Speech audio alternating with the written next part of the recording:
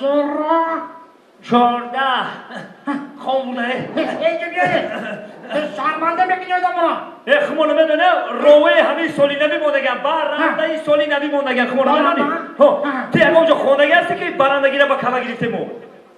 تو یکم معلومات عالی داری ای برادر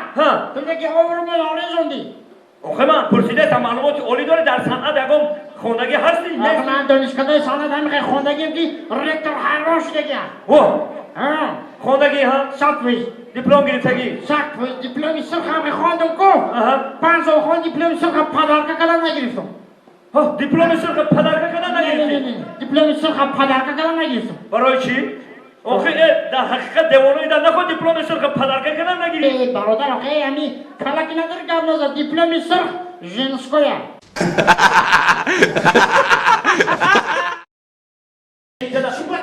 من دیگه گفتی که ادنه کلاسیک نمیچخل گفتی؟ برای ادنه کلاسیک هم که گفتم همه ادنه کلاسیک در دین شاو شیشتگی بودن یه دختره که شوک مرا دروزی دبا بیکن نامش نرم دن همه بعد همه ادنه کلاسیک شیشتگی بودم که یک همون لارجان قطعی گفت دادم گفتم یه تیبای لبلو من موضوع روی کرد تیبای لبلو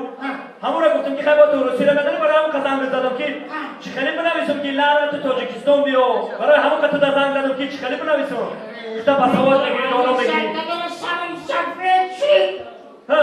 همون دختره که بگویی تاجیکستان بود بر زبان روسی نمیتونه گفتم ای برادر وقتش خونم نرکن چخلی بشم خیلی بخی کلاس زبان نوشتی؟ دیویچکا تو خودش ما برام میارم تا